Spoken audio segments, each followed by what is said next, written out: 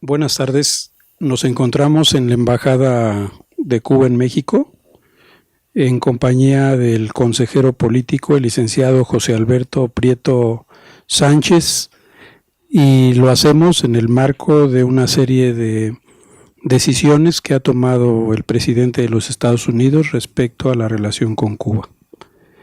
Para ello le queremos pedir al licenciado que haga favor de presentarse para nuestra canal de televisión de CIAT TV de la Universidad Metropolitana. Muy buenas tardes, mi nombre es José Alberto Prieto Sánchez, soy el consejero político de la Embajada de Cuba en México. Licenciado, hemos seguido de cerca la larga lucha que el pueblo cubano y su gobierno ha dado en contra del bloqueo económico y comercial que lleva más de 50 años en vigencia, y también conocemos que en las últimas sesiones de la Organización de las Naciones Unidas la votación ha sido favorable al fin del bloqueo económico y comercial de Estados Unidos sobre Cuba. Queremos que comparta con nuestra audiencia la experiencia que para ustedes ha representado esta lucha por poner fin a un bloqueo que es a todas luces inhumano para el pueblo cubano. Sí, antes que todo, muchas gracias por estar acá y por esta entrevista que le brinda la posibilidad a los hermanos y a los amigos de México de seguir profundizando en este tema que es tan importante y tan crucial para Cuba y para todos los pueblos del mundo. Y digo profundizando porque México ha sido siempre un país que ha estado a la vanguardia en la lucha contra el bloqueo. Con esto digo que esta no ha sido solo una lucha de Cuba, ha sido una lucha de muchos países, como tú bien mencionas. En la última votación, más de 190 países votaron contra el bloqueo. Solamente 2 en los últimos años, Estados Unidos y Israel, se han mantenido en esa posición. Incluso ya en la última votación, Estados Unidos se abstuvo a esa política porque es un bloqueo económico, pero es un bloqueo también comercial, pero también es un bloqueo financiero.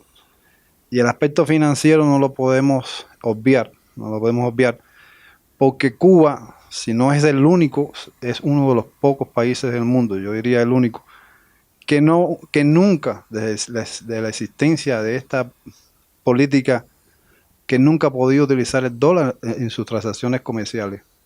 Y esto se dice fácil, pero es muy duro. Es decir, un país tercermundista que no haya podido, que no es desarrollado además, que no haya podido utilizar el dólar en sus transacciones comerciales, implica que cada vez que vamos a hacer una transacción tenemos que cambiarlo en la tercera moneda. Y ha sido, yo diría que decenas de miles de millones de dólares hemos perdido con esa política. El bloqueo también es genocida. Nosotros nunca podemos dejar de mencionar de qué es genocida, porque el objetivo fundamental es ahogar al pueblo cubano, ahogarlo en penurias, ahogarlo en hambre, ahogarlo en miseria, y que provocar una reacción de que salgan a las calles a protestar. Siempre ha sido un objetivo. El objetivo siempre ha sido, con esta guerra económica, porque es una guerra económica, nosotros no lo vemos de otra forma. Ningún pueblo del mundo ha enfrentado durante tantos años una política genocida y una guerra económica como Cuba. Y únicamente con la unidad del pueblo cubano, con la resistencia del pueblo cubano unido, y no podemos dejar de mencionar al liderazgo del comandante en jefe Fidel, que desde el triunfo de la revolución enfrentó esta política genocida contra mi país, y esa resistencia ha provocado, de más de 60 años, ha provocado de que ya en el año 2015 decidan cambiar la política hacia Cuba, lo cual nosotros vimos como un triunfo. Ahora, te decía que que es una batalla que hemos dado junto a los pueblos del mundo. Muchos amigos, muchas instituciones, muchas universidades, muchos jóvenes en el mundo entero han acompañado a Cuba, organizaciones de solidaridad, muchísimas, partidos políticos hermanos, en general, decenas de miles de organizaciones e instituciones en el mundo entero han apoyado a Cuba en esta batalla. Y en Naciones Unidas, bueno, ya les digo, más de 190 países. En la última votación, las últimas votaciones todas fueron favorables a Cuba. Decenas de países apoyando la resolución cubana de condena al bloqueo y siempre demostrando que es una política fracasada, una política que no llevaría a lo que se persigue en el fondo, que es el cambio de sistema en Cuba. Yo te diría más, estas políticas de bloqueo, estas políticas de construir muros, siempre van a fracasar. Siempre van a fracasar porque los muros no combaten el hambre, ni combaten la miseria, ni combaten las desigualdades. Todo lo contrario, las generan la división, van contra la hermandad, van contra la solidaridad. Y por eso Cuba se ha mantenido durante tantos años en esta batalla. Y te diría lo que planteó recientemente nuestro canciller: hemos resistido 60 años y estaríamos dispuestos a resistir 60 más, si fuera necesario. Licenciado Alberto Prieto, ¿usted cree que el cambio de la política de Estados Unidos hacia Cuba al final de la administración anterior tenga que ver con estas resoluciones de Naciones Unidas, donde la mayoría de los países miembros votaron a favor del fin del bloqueo, y que eso lo que ha demostrado a la humanidad es que Estados Unidos quiso bloquear a Cuba y terminó bloqueado Estados Unidos del resto del mundo, porque ninguno de ellos avala la política de bloqueo que se ha mantenido durante estos 60 años. ¿Usted cree que eso sea lo que haya obligado al gobierno cubano a cambiar de estrategia? Indudablemente, nosotros debemos tener en cuenta que el reconocimiento de la necesidad de cambiar una política, incluso ellos mismos la mencionan, el presidente Obama cuando decide cambiar su política la menciona, como una política que habían seguido una política fracasada, una política que no le dio los resultados que ellos esperaban. Pero si fue así, fue por la resistencia del pueblo cubano. Una estoica resistencia del pueblo cubano durante muchísimos años, en momentos muy duros, en momentos de la grave crisis de los años 90, después de la caída del campo socialista, cuando nos vimos necesitados de tomar medidas extremas de supervivencia. En Cuba, ¿qué hicieron ellos? Ellos reforzaron las medidas del bloqueo. Aprobaron la llamada ley Helms-Burton, que no es más que un artefacto, un documento del pasado, un dinosaurio del pasado, que lo aprobaron con el objetivo de en un momento tan difícil para Cuba, privarnos de lo poco que podíamos hacer. La gran hazaña que hemos tenido durante estos años y que tiene precedentes, ¿no? Tiene precedentes en la guerra de la independencia de Cuba, liderada por José Martí, por Maceo, cómo en aquel entonces crear la unidad necesaria para llevar a cabo la guerra de independencia. Y se creó un solo partido, porque ese partido es el partido de la unidad, mantiene unido al pueblo. Y únicamente esa unidad que mantuvimos después del triunfo de la revolución es que pudimos realmente resistir y vencer. Y esa política se vio fracasada. Como tú dices, Estados Unidos entendió que en esa política de aislar a Cuba, porque se pasaron años diciendo que Cuba estaba aislada y los que estaban aislados eran ellos. Es decir, realmente en América Latina llegó un momento en que ya no podían hacer las cumbres de las Américas, o la cumbre iberoamericana no la podían hacer, ¿Por qué? Porque los países reclamaban que si no estaba Cuba, ellos nos iban a ir. Es decir, que fue un fracaso total. Nosotros pensamos que sí, que de todas formas esa política adoptada, no debemos olvidar que lo que se dio fue el restablecimiento de las relaciones.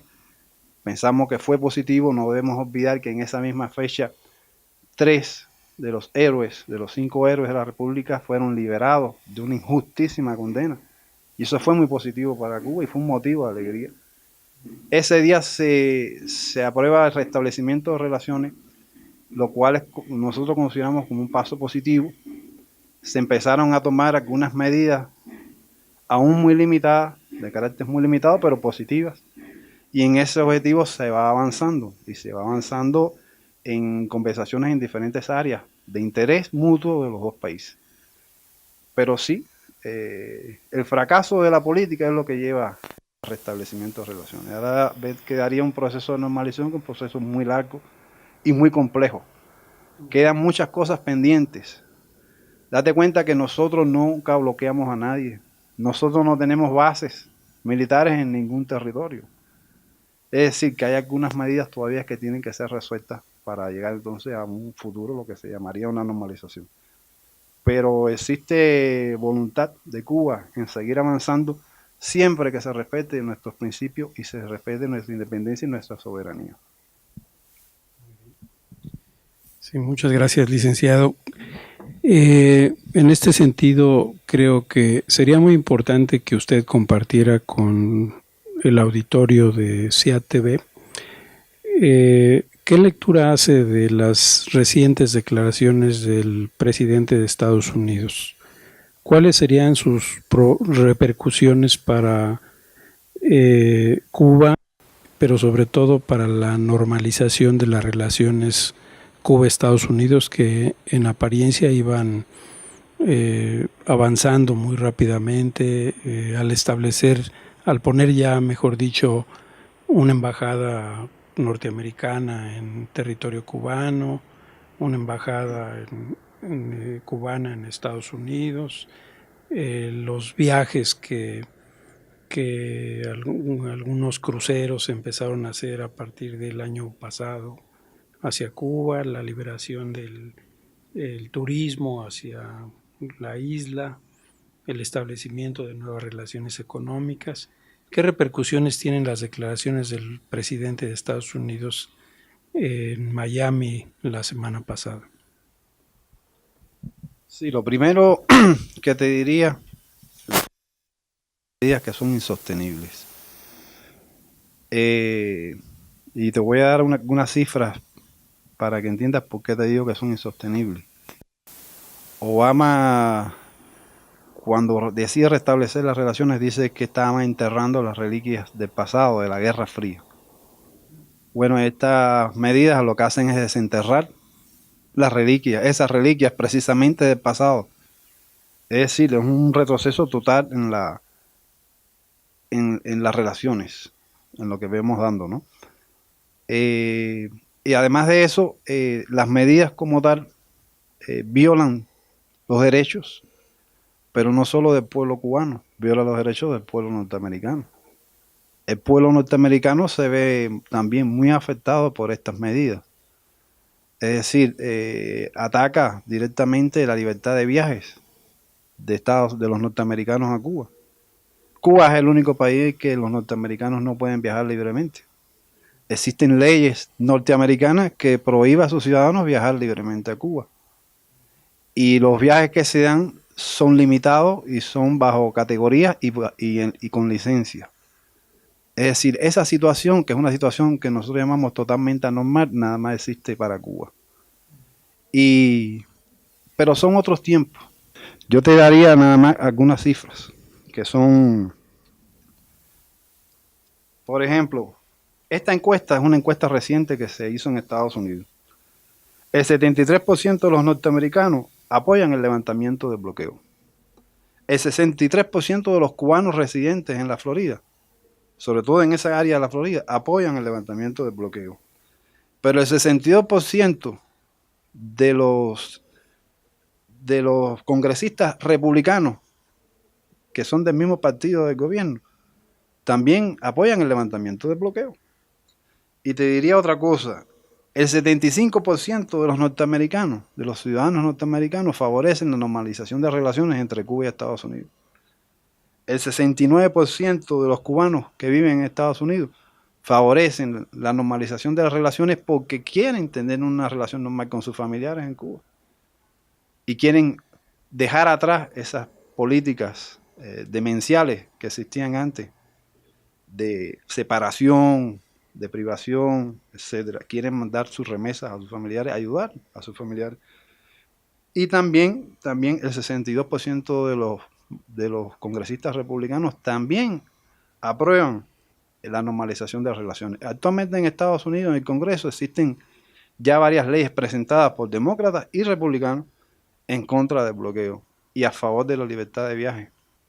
Es decir, que muchas de estas medidas o estas medidas pudieran estar secuestradas por una pequeña minoría dirigida por congresistas cubanoamericanos, congresistas que nosotros siempre decimos que pertenece a una mafia que ha existido durante años en la Florida, que es una minoría pequeñísima que quiere seguir viviendo de esa industria, porque el bloqueo para muchos de ellos se convirtió en algún momento en una industria.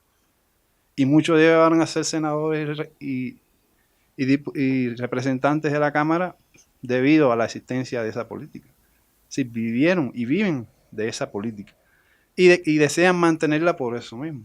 Es decir, pero es una pequeñísima minoría. Sin embargo, en estos momentos esas medidas sabemos que fueron tomadas teniendo en cuenta la opinión de esta minoría y no la opinión del 73% de los ciudadanos norteamericanos que aprueban el levantamiento. Es decir, por eso te decía que es una medida insostenible. En el tiempo tendrán que cambiarla, porque realmente no representa el momento histórico que vive Cuba y Estados Unidos y que vive la región.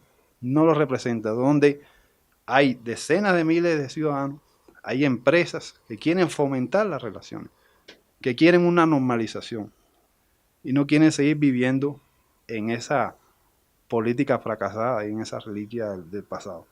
Es decir, que estas medidas nosotros las vemos como una pieza de la Guerra Fría, que ya no tiene espacio. El mundo entero las rechaza. A raíz de la aprobación de esas medidas, nosotros recibimos numerosas manifestaciones de los amigos de Cuba en el mundo entero, de congresos, de políticos, de universidades. Aquí en México recibimos numerosos pronunciamientos de políticos, de amigos de universitarios, de amigos solidarios contra esa política. Es decir, existe un rechazo total internacional contra estas medidas, que ya le digo, son insostenibles y dañan los intereses no solo de Cuba, pero del pueblo norteamericano también. Nosotros, ya le decía, tendremos la paciencia para resistir el tiempo que sea necesario. No estamos de brazos cruzados, estamos trabajando duro en Cuba, estamos actualizando nuestro proceso económico y nuestro proceso social. Nosotros sí pensamos que el sistema socialista es el sistema de mayor justicia social. Es nuestro sistema, no se lo imponemos a nadie, pero sí creemos en él y sí estamos decididos a seguir luchando por él en nuestro país. Gracias, licenciado. La información que ha circulado en distintos medios de comunicación, escritos y digitales, señala que ha habido un incremento en el turismo en Estados Unidos, en Cuba, a partir de la apertura que se dio durante el final de la gestión de Obama. Y también se sabe que hay un desarrollo industrial en el puerto de Mariel que pues va avanzando. ¿Qué perspectivas tiene respecto a estos dos proyectos, verdad? El crecimiento del turismo y el crecimiento de la planta industrial en Mariel. con estas medidas que plantea el presidente Trump de Estados Unidos. Sí, eso tiene que ver con lo que planteábamos anteriormente, la insostenibilidad de esas medidas. Porque Cuba sigue su camino, Cuba sigue desarrollándose. Seguimos teniendo relaciones con muchísimos países que sí tienen el interés y la necesidad de intercambiar con Cuba. Nosotros no somos una potencia económica, pero sí somos una potencia en recursos humanos. Tenemos más de 50.000 cubanos prestando servicios en el mundo entero, entre ellos México. Tenemos aquí en México cooperantes en el sector, principalmente de la educación, pero lo tenemos en la salud. Aquí hay municipios como Chimalhuacán que han logrado bajar su porciento de analfabetismo a casi a 0,5%.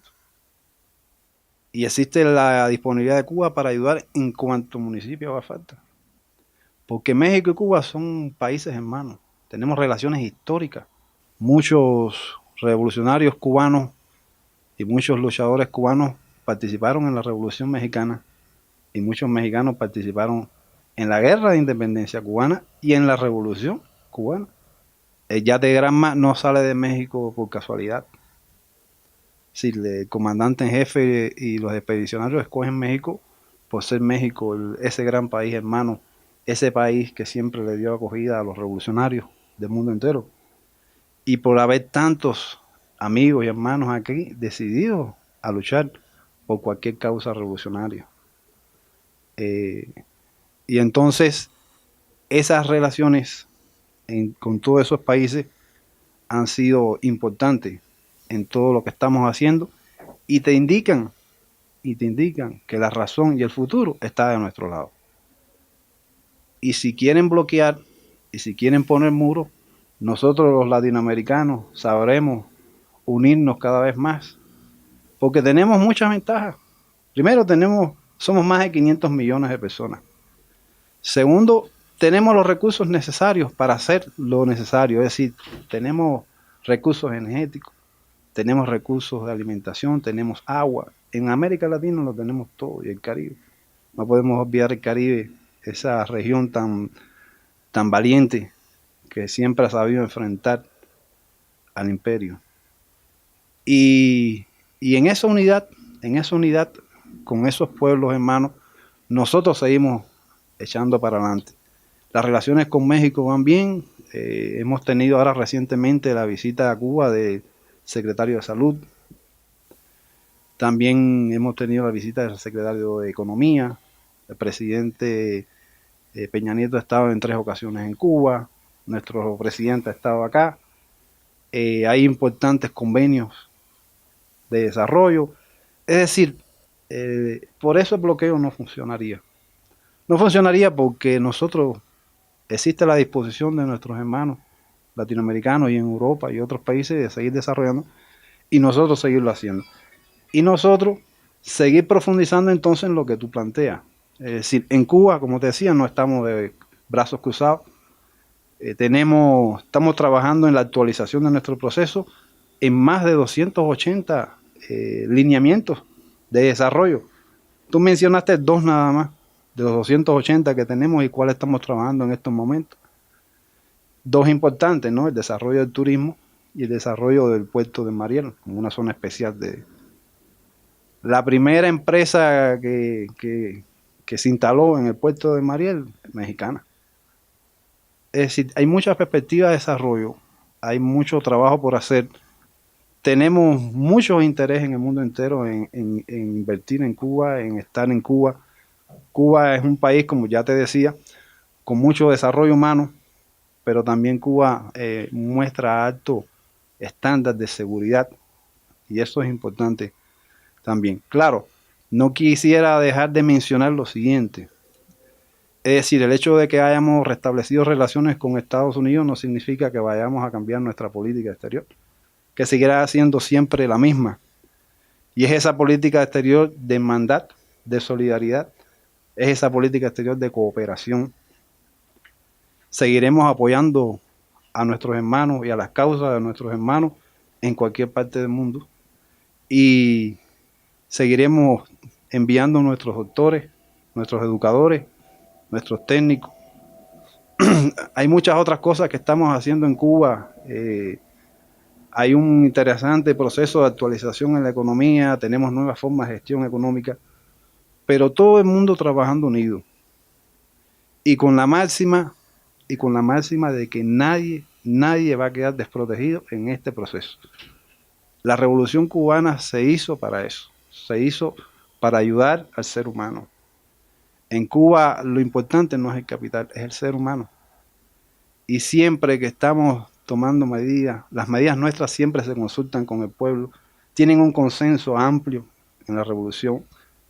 Los lineamientos fueron debatidos con más de 8 millones de personas y se dieron muchísimas opiniones antes de ser aprobados. Tienen un consenso general de la población en Cuba y estamos trabajando en más de 200 proyectos económicos y sociales en Cuba, con la máxima de que nadie puede quedar desprotegido en estas medidas que estamos aprobando, y con la máxima de que seguir ayudando y cooperando con los demás pueblos del mundo. Bueno, por lo que usted nos dice, la esperanza de Cuba no está centrada en la relación Cuba-Estados Unidos, sino está centrada en las alianzas, la cooperación con el resto de los países del mundo, en particular con América Latina. Perdón que sea reiterativo, ¿no? ¿Qué mensaje le mandaría usted a los pueblos latinoamericanos y especialmente a México en esta coyuntura de aparentes cambios, pero que no tenemos la certeza, ¿verdad?, de que las amenazas que vienen desde el norte puedan cumplirse cabalmente por lo que usted nos dice? Mira, yo quisiera hacer una importante distinción que siempre hemos hecho, el comandante en jefe siempre fue claro en eso. Yo he trabajado muchos años en Estados Unidos.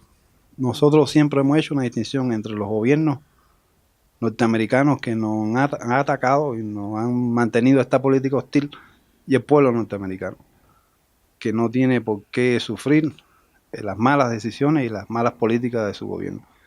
Y tenemos excelentes relaciones con el pueblo norteamericano, ese pueblo que más del 70% apoya la normalización.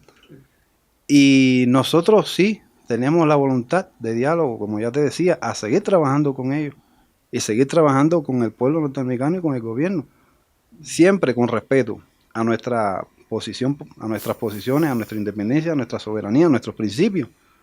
Pero sí, trabajamos con el resto del mundo y con el resto de los países, pero también quisiéramos trabajar con el pueblo norteamericano, por supuesto, y con su gobierno si tiene la voluntad de avanzar en ese proceso de normalización. Es decir, que no lo excluimos, todo lo contrario, lo sumamos a todo esto. Ahora, no es menos cierto de que estamos haciendo muchas cosas con muchos países del mundo, ¿no? Y que en esa línea vamos a seguir avanzando. Vamos a seguir avanzando porque se está haciendo con buena voluntad. Con buena voluntad. Y todo lo que se está haciendo en nuestro país va a rendir fruto y ya está rindiendo su fruto. Nosotros vamos a enfrentar procesos complejos en el futuro, pero estamos confiados, estamos seguros porque en eso ha trabajado la revolución. Tenemos nuevas generaciones bien preparadas, bien formadas, revolucionarias, que adoran a su país, adoran a su patria y quieren seguir trabajando en ese empeño, ¿no? Pero en eso incluimos a todos, a todos. Un mensaje hacia América Latina y el Caribe es sencillo. Es muy fácil porque es lo que necesitamos. Y es la integración y la unidad. Trabajar por la integración y la unidad de América Latina. Juntos somos fuertes. Separados somos débiles y nos atacan.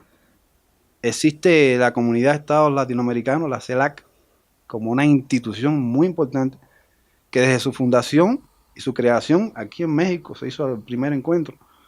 Siempre ha trabajado por la unidad y la integración de América Latina. yo diría que debemos todos ponernos codo a codo, juntos, a trabajar por esa unidad y por esa integración, y que en ese camino vamos a ser invencibles. Porque te explicaba, nosotros aquí tenemos todo lo que necesitamos. Aún con bloqueos sabremos salir adelante porque tenemos todo lo que necesitamos. Y tenemos el mismo idioma. Hablamos el mismo idioma, nos entendemos. Es decir, que se nos facilitan los intercambios, se facilita la cooperación. Y ha habido voluntad, yo pienso que existe la voluntad de avanzar. Y, y estará demostrado al mundo que solamente la integración y la unidad es la que al paso del tiempo y en el futuro demostrará que sí, que juntos podemos enfrentar cualquier reto, cualquier amenaza, porque eso es lo que quisieran, de que estuviéramos fajados, estuviéramos divididos, pero no va a ser así. Es decir, con inteligencia, con paciencia, pero con firmeza y decisión, seguiremos trabajando por esa unidad y por esa integración latinoamericana que va a hacernos invencibles. Bueno, pues le agradecemos mucho al licenciado Alberto Prieto. Esperamos que no sea la única vez que nos reunamos con ustedes, que sigamos analizando los cambios que se den en esta nueva política que hay con Estados Unidos, y pues le agradecemos mucho su tiempo y su disposición para platicar con CATV, y pues muchas gracias. Todo lo contrario, yo soy el agradecido y mi disposición está ahí latente para cuando quieran nuevamente hablar sobre este tema. Ahora en octubre, Cuba presentará nuevamente su resolución de condena al bloqueo y siempre vamos a necesitar esto. Ustedes, yo quiero agradecer a CATV por esta posibilidad. Ustedes juegan un importantísimo papel en explicar a este bravo pueblo, hermano mexicano, explicarle que el bloqueo se mantiene y que sus leyes dacronianas se mantienen y se mantiene y pudiera incrementarse y transmitirle al pueblo mexicano y al mundo y a América Latina, transmitirle que esta política injusta, criminal, genocida, se mantiene, es importante. Muchas personas pensaron que después del restablecimiento ya había desaparecido. Y no. Hay que alertar a los amigos, los hermanos, que los necesitamos. Seguimos necesitando su solidaridad. Seguimos necesitando su apoyo para combatir esta política genocida. Por tanto, yo soy el agradecido y aquí estoy para lo que haga falta.